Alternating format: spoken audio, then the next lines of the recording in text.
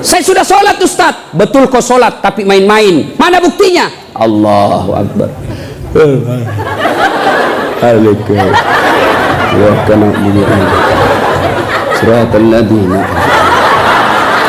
Kau ketawa karena kau bayangkan dirimu. Yang bisa menghancurkan amal kebaikan kita. Apa itu kata Nabi? Hubbud dunia, terlalu cinta kepada dunia. Cinta dunia boleh, cinta dunia boleh. Mana yang tidak boleh? Terlalu cinta kepada dunia. Nah Ibu, yuk. Salatullah salamullah ala toha rasulillah. Salatullah salamullah ala yasin habibillah. Cinta dunia. Mana cinta dunia? Satu, menganggap enteng ibadah. Hayya 'alas shalah. Sebentar, masih panjang waktu duhur. Ini kan sampai jam 3. Cinta dunia. Mana lagi cinta dunia? Ini paling banyak cewek. Mukanya dia tidak terima dengan ikhlas. Mukanya dikira tembok, coklat, biru, abu-abu, krem. Sekarang cewek kan banyak palsu. Bulu matanya panjang, palsu. Matanya biru, palsu. Bibirnya merah, palsu. Pantatnya gabus, palsu. Itu terlalu cinta dunia. Perempuan kan sekarang bingung saya lihat. Rambutnya panjang, mau dikasih keriting. Yang keriting rambutnya dikasih lurus. Ya kan? Allah sudah kasih yang baik, dia tidak syukuri. Begitu mulai putih rambutnya, stres, dikasih semer. Kena matamu, tidak. Karena waktu yang sangat terbatas. Yang ketiga, apalagi yang bisa menghancurkan amal ibadah kita? Qillatul haya, kurang rasa malu. Oh, ini banyak di Indonesia. Anggota DPR malu dong, sudah digaji oleh rakyat, uang rakyat, kalian tidur saja. Dedek, pernah dengar cerita anggota DPR di akhirat? Hah? Jadi anggota DPR kan ada penghafal Quran, masuk dalam surga. Begitu masuk dalam surga dilihat, kok banyak anggota DPR di sini? Di negara aku banyak di OTT karena korupsi. Dia pergi protes sama malaikat penjaga surga. Malaikat, kenapa banyak ini masuk anggota dewan dalam surga? Di negara saya banyak yang korupsi. Dia bilang penjaga surga, dah sok ribut. Kenapa? Dia cuma reses, sebentar lagi pulang ke tempat asalnya.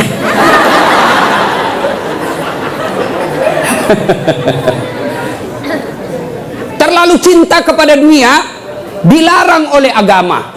Maka oleh sebab itu kita diberikan hanya syukuri nikmat yang Allah berikan. Yang ketiga, qillatul haya, kurang rasa malu. Malu dong menyebarkan fitnah. Malu dong jadi artis tapi menyebarkan syahwat. Malu dong jadi pejabat tapi korup. Malu dong jadi kontraktor tapi rampok. Pernah dengar cerita kontraktor di akhirat? Hah?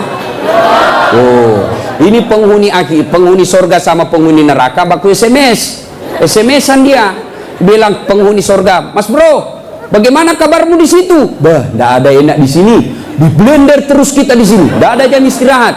Kau di situ bagaimana kabarmu di surga? Masya Allah, enak betul. Satu laki-laki, 7 bidadari. Bayangkan Pak, 7. Dan itu bidadari tidak pernah kentut. Seperti istri kita di rumah 7 kali kentut satu hari, tidak pernah kentut, perawan terus. 7 bidadari. Sampai jam berapa?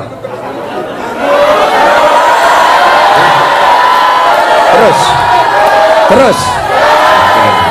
Lalu kata penghuni surga, wah enak betul di sini. Penghuni neraka, bolehkah kami jalan-jalan ke situ? Boleh. Jadi gimana? Penghuni neraka kan kreatif, banyak solusinya. Gimana? Sudahlah, tidak usah cemas. Kami bikin jembatan dari surga, kamu juga bikin jembatan dari neraka. Kita ketemu di tengah. Setuju? Setuju. Lelang proyek.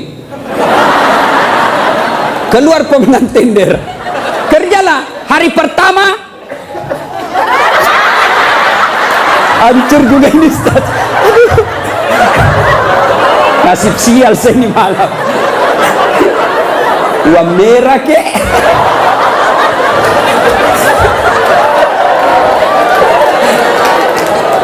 Jauh-jauh dari Sulawesi 10.000.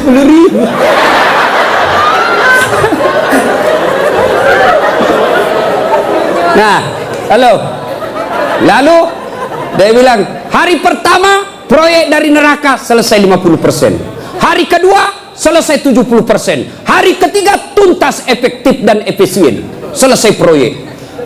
Sampai di tengah dilihat-lihat di proyek dari surga, kenapa belum mulai-mulai?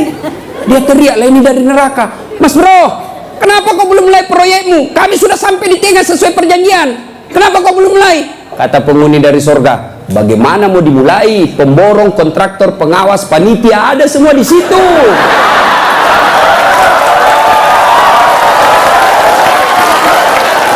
Di sini penghafal Quran aja di sini. Udah tahu itu proyek, salah-salah kalkulatornya. Ya, cinta dunia, ya, kurang rasa malu. Mana lagi yang kurang rasa malu? Kalian cewek. Ayo, ibu-ibu hadir di sini, alhamdulillah. Tapi tolong yang paling banyak kurang rasa malunya sekarang perempuan. Mulai dari cara berpakaiannya. Kata Nabi, suatu waktu nanti perempuan berpakaian tapi telanjang dan mereka menyukainya. Berpakaian tapi telanjang dan anehnya mereka suka. Mana disebut berpakaian tapi telanjang? Lihatlah sekarang. Saya selalu istilahkan, lebih susah lihat paha ayam kampung daripada paha cewek. Jangan ketawa, saya serius ini. Coba lihat paha ayam kampung. Bapak harus kembali kampung dulu. Apa namanya ayam kampung? Jadi kita harus kampung dulu. Iya toh? Sampai di kampung, kau sudah lihat pahanya ayam? Tidak. Kau beli dulu 100.000. Sudah kau beli, sudah kau lihat pahanya? Belum. Kau kejar dulu 1 jam. Begitu kau mau tangkap, dia terbang. 1 jam dikejar, baru tangkap. Sudah kau tangkap, sudah lihat pahanya? Belum. Kau potong dulu dengan ucapan Bismillahirrahmanirrahim. Sudah kau potong, sudah lihat pahanya? Belum. Kau rebus dulu 15 menit air panas. Sudah kau rebus, sudah lihat pahanya? Belum. Baru dicabut, baru kelihatan pahanya putih mulus.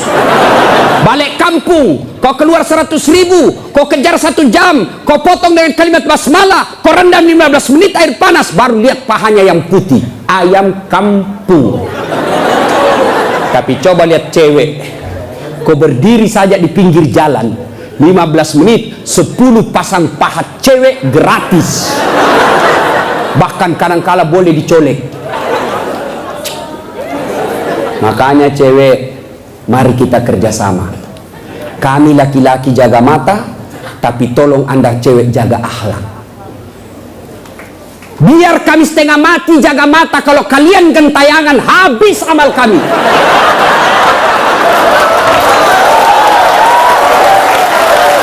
Ya, saya kalau mau pergi mengajar di kampus, saya ngaji dulu beberapa ayat, sholat duha dulu 2 rakaat, baru 1 kilometer saya naik mobil, hancur amalku. Sebelah kanan ketek, sebelah kiri dada, di depan paha. Nggak mungkinlah saya jalan terus begini, tiang listrik ku tabrak. Hei cewek, mari kasihani mata kami. Dilihat haram, tidak dilihat barang bagus.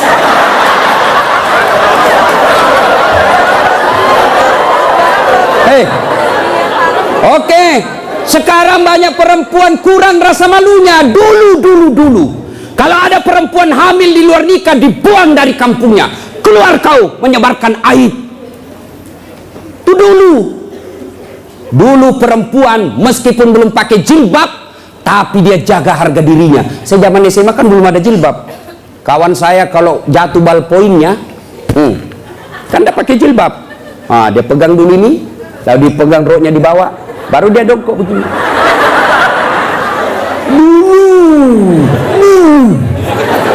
Sekarang cewek dia sengaja memang itu pakai tipis kecil, jalan dia mau tabrak kita.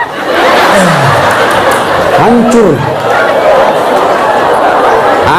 Maka kalian akhwat yang datang di sini pengajian selama 3 hari 3 malam, Tolong selamatkan saudara-saudara kalian, akhwat-akhwat, supaya mereka tidak pakai begitu. Kalian tularkan itu jilbabmu kepada saudara-saudara semuslimah. Jangan kau biarkan mereka, dakwai mereka. Dia mau dengar atau tidak, kewajibanmu sampaikan, soal diamalkan urusan lain. Terutama juga yang pakai jilbab tapi tidak memenuhi syarat. Pakaian jilbab itu, pakaian menurut Islam itu ada 4 syaratnya. Nih dengar baik-baik yang mau bikin baju. 1 syarat pakaian itu nutup aurat. Alhamdulillah kalian semua nutup aurat.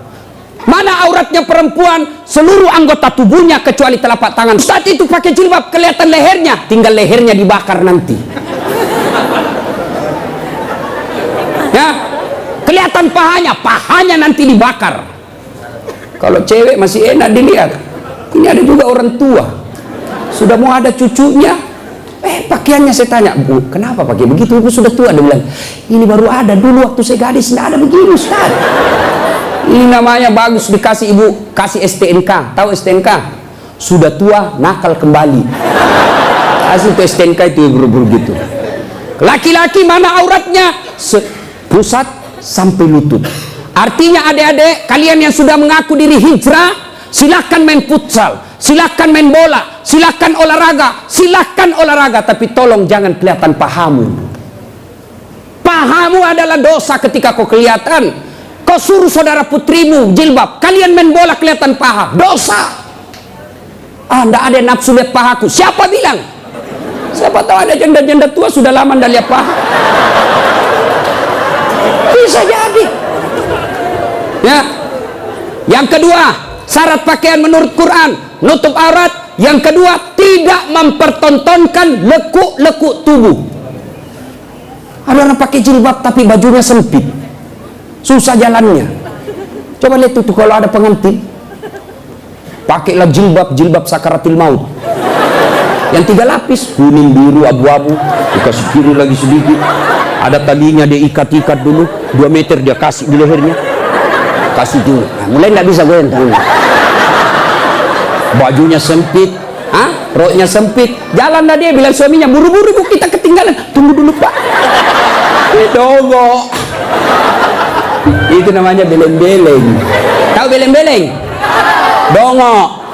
Tahu dongo? Tahu lah itu. Ayo. Syarat yang ketiga, cowok juga. Kalian pikir kalau kau cowok berpakaian ketat-ketat nggak berdosa? Dosa juga itu. Yang lebih mencengkelkan itu yang gendut. Masuklah dia di masjid pakai kaos oblong. Begitu dia ruku, mulai mencemaskan. Sujud, ada celengan. Beleng-beleng.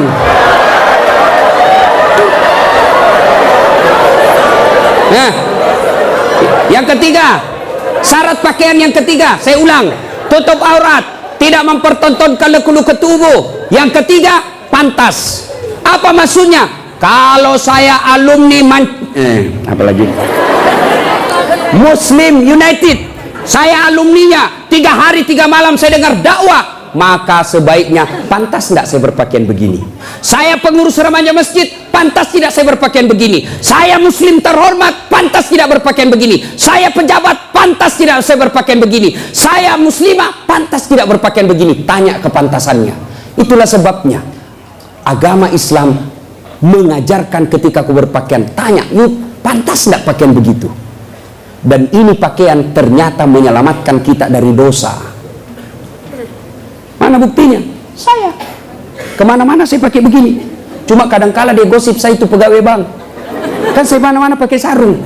Saya masuk nabung, ada pegawai apa sih itu yang namanya terima duit? Teller. Hah? Iya teller. Dia gosip, dia apa? Salah masuk. Dia kira masjid. Dia kira saya masuk masjid, saya pakai sarung. Saya dengarlah saya, kenapa? Saya pakai sarung koin sibuk. Nggak jadi saya nabung, pulang saya. Orang kalau pakai muslim begini, baju koko, gamis, insya Allah terpelihara dari dosa. Saya jalan tiba-tiba di mall banyak cewek cantik, nggak mungkin saya lihat. Kenapa saya malu? Masa Ustadz lihat yang cantik? Terpaksa dilihat, ya lihat sedikit aja. Ya sudah. Ayo, ibu-ibu, mau ndak suamimu terhindar dari tempat-tempat maksiat? Keluar, suruh pakai peci, pakai songkok, pakai gamis. Ndak mungkin dia pakai begini pergi main biliar. Nah, maka suruh pakai itu. Ada di Makassar, saya sudah suruh pakai Ustaz, tapi di mobil dia ganti. Memang sudah tabiatnya itu, sudah bajingan. Ya, yang keempat, syarat pakaian yang keempat adalah indah. Ternyata Allah tidak meninggalkan keindahan. Allah tidak melarang kita keindahan dalam berpakaian, tapi dengan catatan tertib aturannya. 1, tutup auratmu. 2, jangan ketontonkan dekuknya. 3, pantas. 4, indah. Ini sistematis, tidak boleh ditukar. Sayang 1000 sayang kita bikin pakaian indah nomor 1, nutup aurat 19. Akhirnya pakaian kita seperti yang kita lihat sekarang ini. Yang di atas turun ke bawah, yang di bawah naik ke atas, ketemu di tengah, tipis, sempit, kecil. Dongo. Nah, qillatul haya, kurang rasa malu. Yang keempat, yang bisa menghancurkan amal kebaikanmu, kata Nabi, qaswatul qalbi. Apa itu? Keras hati. Apa itu? Tidak mempan nasihat. Selesai dengar ceramah tidak ada perubahan. Apa malah dia bilang? Siapa panggil itu Ustadz dari Sulawesi? Saya. Lain kali tidak usah undang. Kenapa? Tidak enak ceramahnya. Kenapa? Masa 6 dia bahas, saya terus dia kena. Keras hati kau. Selesai dengar ceramah, larang merokok, malah dia bilang, apa tahu rokok apa? Memangnya saya minta duitmu? Keras hati. Ada perokok di sini? Ada? Saya doakan kalian berhenti merokok. Coba dengar itu calon-calon istrimu. Biasa orang merokok kayak kurang kerjaan. Itu aja dikerja 10 menit. Dan saya kasihan kadang-kala kalau di bandara, coba lihat tuh perokok dikasih masuk kayak kotak-kotak, kayak bele-bele, sendiri di dalam enggak. Sekali-kali isap punya. Jangan kau sebarkan itu asapnya ke kita. Bolehlah kau merokok, silakan, tapi jangan kasih asapnya orang lain. Bagaimana caranya Ustaz? Kau bawa kresek.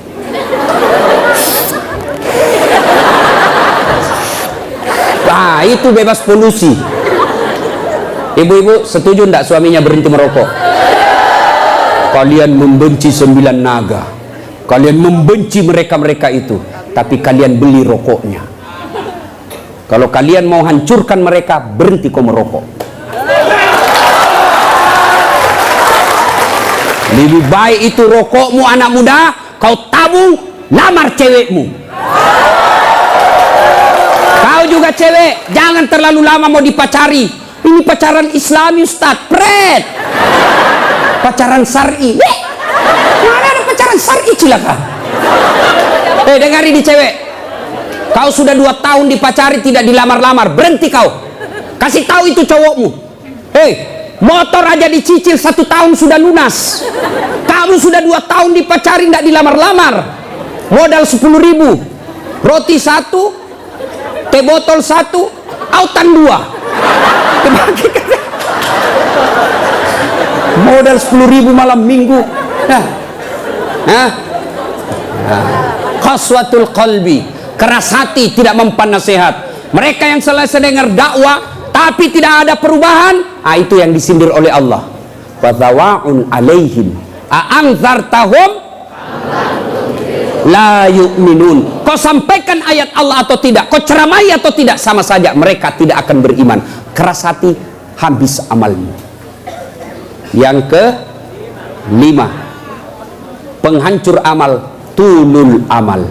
Apa itu? Panjang angan-angan alias malas. Dan yang ke-6, wadzalimun la yantahi, perbuatan zalim yang tidak bisa dihentikan. Zalim kepada Allah, tidak sholat. Puncak kesaliman kepada Allah, tidak sholat. Ada yang malas sholat di sini? Ada? Hei adik-adik, mau jadi direktur, mau jadi pegawai, mau punya rumah yang mewah, gampang, perbaiki sholatmu. Kecil buat Allah kasih kau mobil, kecil buat Allah kasih kau rumah yang mewah, Allah cuma minta sempurnakan sholatmu. Ada di sini yang tidak ada masalah? Ada? Ini malah muka-muka penuh masalah semua ini. Ayah, mana ada manusia tidak ada masalahnya? Istri cantik, kau kira bukan masalah? Masalah digoda orang, apalagi kalau suaminya jelek, lebih masalah lagi. Berarti bagus kalau istri jelek. Istri jelek dihina orang, kita lagi yang malu jalan sama dia. Duluan aja deh, nanti kita ketemu di gedung. Sampai deket tuh tidak muncul-muncul suaminya. Mana kau bang? Tidak jadi, saya mencret. Istri jelek masalah, istri cantik masalah. Mana ada orang tidak ada masalahnya? Kita kuliah apa masalah? Mau sarjana.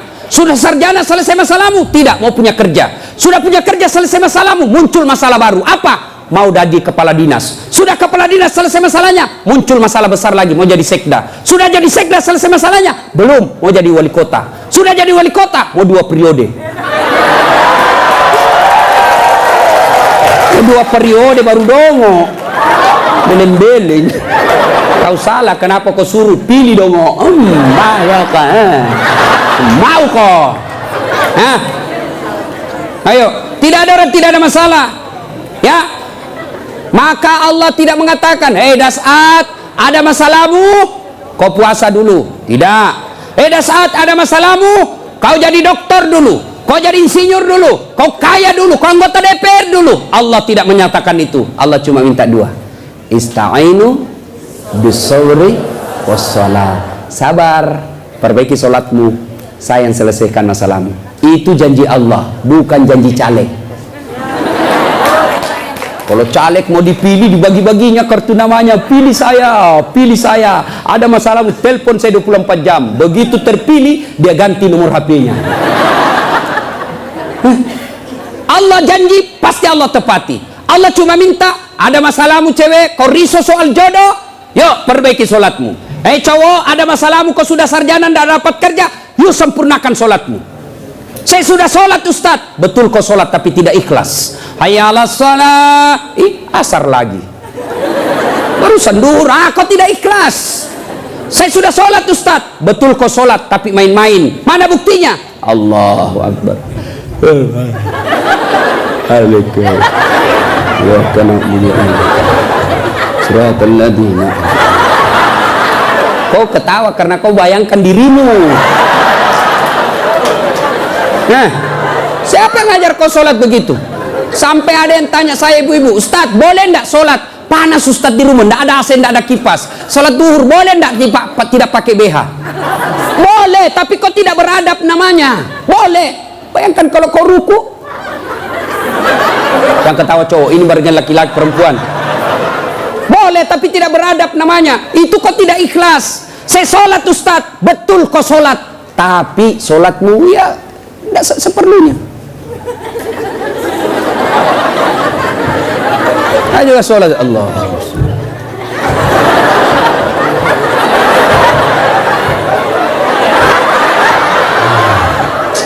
30 tahun kau sholat kalau begini gayamu bos. Adik-adik, kau punya handphone? Ibu-ibu punya handphone? Waktu beli handphone itu ada buku pedoman kan? Iya. Dan di situ dicatat merah tebal buku pedoman petunjuk pemakaian handphone. Dicatat besar-besar, catatan penting, baca buku pedoman ini sebelum penggunaan handphone. Handphone aja kau pakai itu belum tentu untuk kebaikan, ada buku pedoman penggunaannya. Sholat kalian yang pakai 5 kali sehari semalam paling sedikit, lalu kenapa kau tidak pernah buka buku pedoman sholatmu? Ya. Nah, maka bu bapak perbaiki saja sholat, insya Allah selesai masalahmu. Zalim, zalimun la yantahi, perbuatan zalim yang tidak bisa dihentikan kepada Allah. Yang kedua, zalim kepada jenis kedua, zalim kepada sesama manusia. Tidak usah zalim kepada tetangga. Ibu-ibu zalim kepada suaminya. Mana ibu-ibu zalim kepada suaminya? Suaminya dijadikan tahanan kota. Baru keluar 1 jam ditelepon, di mana kau Pak? Di mana kau? Keluar kau, pulang kau. Bagaimana kita tidak cepat mati? Kita keluar, kau cari sampai di rumah, kau maki-maki, baik kalau kau cantik. Berat badan makin nambah. Duduk makan canggurma. Nonton sinetron ngangkat ketek sambil menguap. Kita di jalan semua harum cewek-cewek, sampai di rumah la haula wala quwwata illa billah. Suami zalim kepada istrinya. Contohlah Rasulullah, ya. Rasulullah itu sangat romantis. Maka orang yang zalim kepada Allah adalah tidak menunaikan kewajibannya kepada Allah. Zalim kepada sesama manusia, hak-haknya orang dia serobot. Dan yang ketiga, zalim kepada diri sendiri. Apa zalim kepada diri sendiri? Dia sudah tahu maksiat, tapi dia tetap lakukan. Maka menghindari semua itu, kita hadir di tempat ini sebagai wujud kita cinta kepada Allah. Mudah-mudahan kesalahan-kesalahan kita diampuni oleh Allah Subhanahu wa taala. Banyak yang ingin kita sampaikan, tapi waktu jualah yang membatasi kita. Insya Allah lain waktu dan kesempatan kita akan lanjutkan.